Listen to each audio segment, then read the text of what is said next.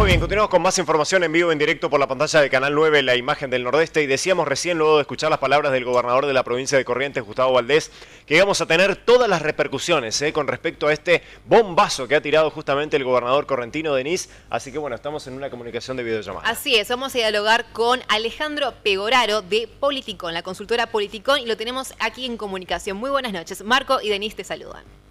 ¿Qué tal? Buenas noches, ¿cómo les va? Muy bien, bueno, repercusión si las hay respecto a los dichos del gobernador de Corrientes, ¿no? La soberanía de la provincia, justamente. Ponernos en contexto, más o menos. A ver, desde tu opinión, ¿esto sería viable, no? Y bueno, yo entiendo que la respuesta del gobernador Valdés viene a ironizar con la inviabilidad de la propuesta de Javier Milei respecto de eliminar el esquema de coparticipación a las provincias, porque más allá de que Milei con mucho énfasis y mucha fuerza afirma que las provincias tienen que financiarse con la propia, hoy por hoy eliminar con el sistema de la coparticipación es inviable política y jurídicamente. Entonces, por supuesto que entiendo que la respuesta de Valdés viene en línea con justamente lo que te decía antes, ironizar respecto a esa idea. Y hoy por hoy no hay una posibilidad real de que ni que se elimine la coparticipación, ni que las provincias de alguna manera tiendan a algún esquema, como decirlo, de independizarse del país, porque el esquema tributario, el esquema de recaudación de impuestos, el esquema de financiamiento que tienen las provincias es un sistema muy complejo que está claro que necesita algunas reformas, sobre todo para aquellas provincias que hoy son de alguna manera perjudicadas con el esquema de reparto de los fondos coparticipables que existe, y por eso creo que, como te decía, que obviamente plantar soberanía provincial a partir del supuesto de que las provincias son las formadoras de la nación y por lo tanto tienen facultades propias, es de alguna manera un mensaje en contra de esta propuesta de Javier Milei, que como te decía antes, ¿no? Es inviable desde lo político y es inviable desde lo jurídico e incluso es inviable desde lo económico. Claro. Ale, ¿vos entendés esto como, bueno, Javier Milei plantea una broma, yo le contesto con otra broma más o menos también para seguir justamente ese juego? Exactamente, creo que viene por ese lado. Por supuesto que remarcando la importancia de, claro, de no tocar el esquema vigente y en caso de tocarlo que sea para mejorarlo y no para de alguna manera dejar todo en manos de las provincias que se transformen en un sálvese quien pueda, ¿no? Pensemos que, a ver, hoy las provincias tienen un enorme grado de dependencia de los recursos coparticipables que surge hace muchos años atrás de lo que se conoce como las facultades delegadas de las provincias a la nación. Entonces, ¿qué pasa? De repente, bueno, Corrientes, para poner el caso de Valdés o propio Chaco, recauda impuestos nacionales que van todos a una misma bolsa y a partir de ahí se distribuyen según los coeficientes que tiene cada provincia de coparticipación. Algunas son bastante beneficiadas porque tienen un porcentaje alto que se le asigna por el esquema de reparto, otras tienen un porcentaje menor y por ende son un poco más perjudicadas. Ahora, ¿qué pasaría si eventualmente se aplicaría lo que Milei dice de eliminar este sistema de reparto? Lo que ahí implicaría es que las provincias retomen la facultad de poder recaudar impuestos nacionales, sumado a los impuestos provinciales, por supuesto, y que a partir de ahí generen su propia caja de ingresos y se administren únicamente con eso. Ahora, ¿cuál es el problema de fondo? Ustedes obviamente habrán escuchado infinidad de veces algunas críticas a la coparticipación, sí, que dice, por ejemplo, que hay provincias que reciben mucho más de lo que aportan en impuestos nacionales. Entonces, claro, por ejemplo, Formosa recibe 6 o 7 veces más de lo que aporta cuando uno analiza cuánto Formosa aportó por impuesto al IVA, por impuesto a las ganancias, bienes personales y demás. Ahora, lo que no se está diciendo detrás de eso es que la centralidad en la ciudad de Buenos Aires es tan fuerte en el país que de repente hay muchísimas actividades económicas que se realizan en el Chaco, en Corrientes, en Formosa, en Misiones, de empresas que tienen su sede central en la ciudad de Buenos Aires. Entonces, ¿qué pasa? El impuesto que paga la empresa por las actividades que realiza se concentra en la Ciudad Autónoma de Buenos Aires, pero la actividad económica fue realizada en las provincias. Entonces, claro, este aporto más, aporto menos, obviamente que hay provincias que por mayor nivel de actividad económica aportan más, eso está claro, pero lo que esconde detrás de esta crítica es justamente este sistema tributario que está súper centralizado en la Ciudad de Buenos Aires y que entonces, ¿qué pasaría? Mañana se elimina la coparticipación federal. ¿Es imposible que eso sea? Sí, pero hagamos un escenario imaginario. Se elimina la coparticipación federal, entonces las provincias, muchas de ellas, se te diría que casi todas, entrarían en un estado de quiebra. Claro. ¿Por qué? Porque se chocarían con este conflicto de que acá tenemos actividad económica forestal, industria manufacturera, agropecuaria, etcétera, que se tributa en la Ciudad de Buenos Aires. Entonces, ¿cómo vos vas a recaudar los impuestos cuando el sistema tributario está centralizado? Entonces, desde ese punto de vista, te decía que es inviable hoy por hoy, económicamente hablando, que se elimine la coparticipación federal. Es inviable políticamente porque requiere de consensos y de aprobaciones formales por parte de las provincias para eliminar o para modificar este sistema. Y además tiene que pasar por el Congreso.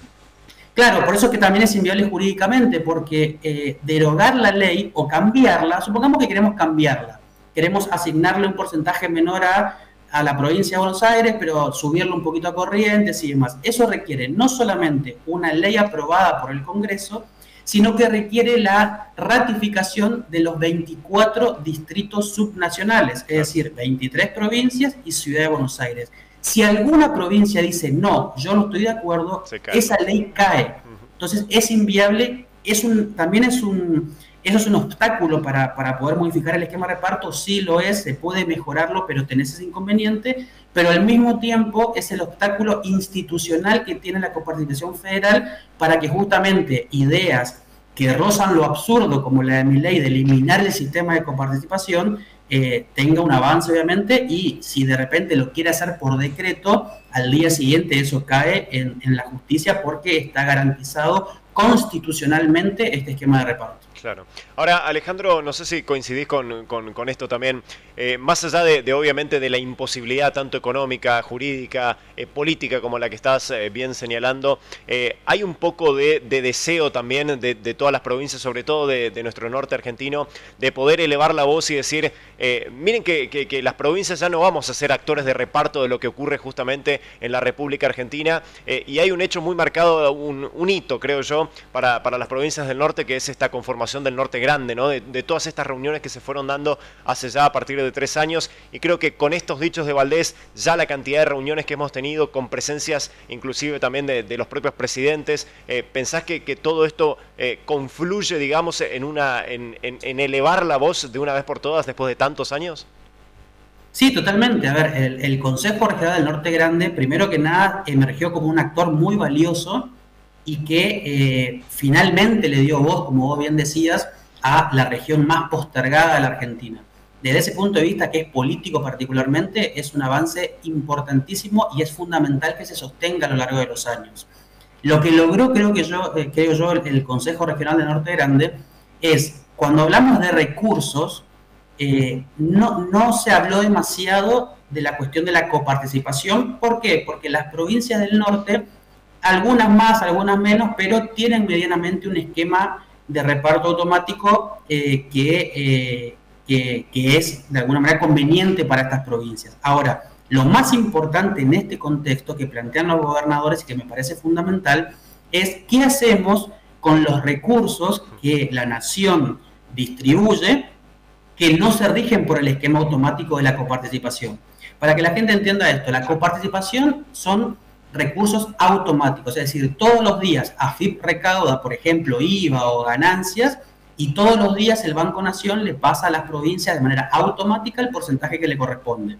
Después tenés, por otro lado, una gran masa de recursos nacionales que también se recaudan por impuestos y demás, que no son coparticipables, pero que el gobierno nacional distribuye a discreción a las provincias. Ahí está el foco central, en donde incluso el Consejo Regional del Norte Grande puso mucho foco, de decirle a la nación, escúchenme, dejen de guardarse toda la plata para el Tesoro Nacional, para que después ustedes hagan lo que quieran, favorezcan amigos políticos y demás. Y repartan la torta. También, ¿cómo? Y repartan la torta.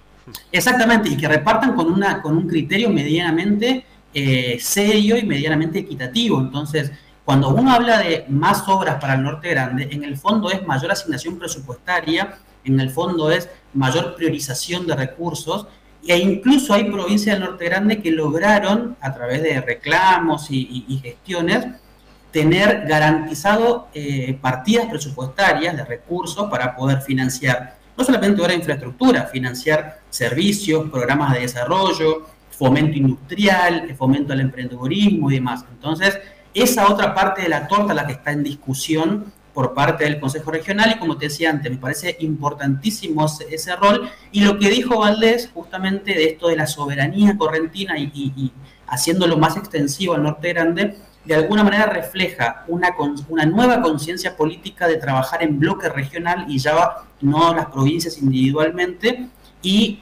poner un cierto escudo a las 10 provincias del Norte Grande de cara a los reclamos hacia el gobierno central. La Argentina es altamente unitaria, pese a que por constitución tenemos un esquema federal, y creo yo que el Norte Grande es la única región del país que, incluso teniendo un consejo de gobernadores de distintos signos políticos, fueron a luchar en bloque y que logró algunos resultados, quizás no tantos como los que se deseaban, pero tiene de alguna manera el camino trazado para continuar a lo largo de los años y lograr esta reivindicación histórica, esta reparación histórica para la región.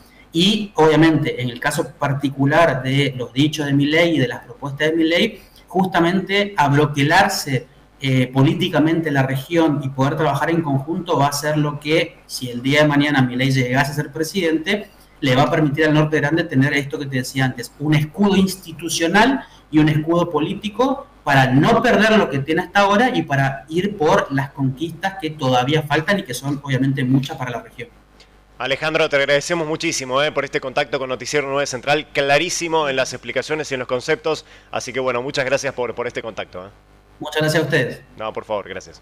Alejandro Pegoraro, de la consultora Politicón, de aquí de la capital de la provincia del Chaco, analizando, ¿no?, un poco estas cuestiones que tienen que ver con, bueno, tanto los dichos justamente o una propuesta, ¿no?, de uno de los candidatos a presidente de la Nación, y por supuesto también la respuesta irónica del gobernador de la provincia de Corrientes. Exactamente, que tuvo más que hablar, mucha repercusión, y por supuesto tenemos que abordarlo aquí para tener un poco en contexto, explicarle también a la audiencia si se puede, no se puede, así que más que claro las palabras de Alejandro Pegoraro.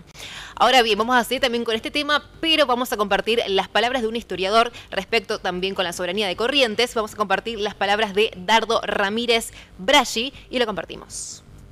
Antes de la Constitución de 1853, las provincias estaban unidas a través de un pacto, específicamente ese pacto denominado Pacto Federal, firmado el 4 de enero de 1831. En aquel momento las provincias trataron de aglutinarse, manteniendo sus propios derechos, manteniendo sus propias soberanías.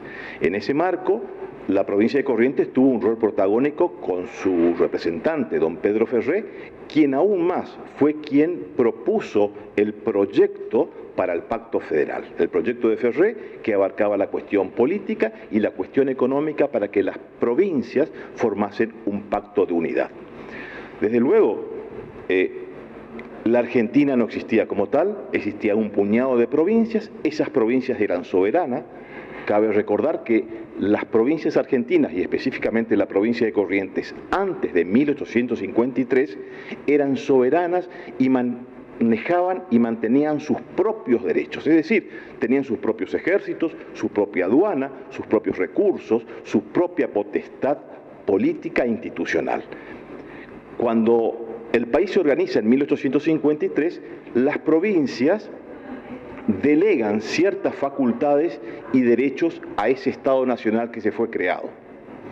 Las provincias perdieron su soberanía y se transformaron en autónomas. Hay un proceso institucional de la ingeniería política institucional por el cual las provincias, unidas por aquel pacto de 1831, eran soberanas, tenían sus propios derechos, pero con la Constitución de 1853 se desprenden de su soberanía y pasan a ser autónomas. No son soberanas, son solamente autónomas. Le transfieren ese poder de acuñar moneda, de hacer códigos de fondo, de levantar ejércitos, de la aduana, del comercio exterior, al Estado Nacional creado. y al entregar esas potestades pierden su soberanía y se transforman solamente en autonómicas. Y ahí la Argentina comienza a existir políticamente con ese Estado federal y con las provincias autónomas.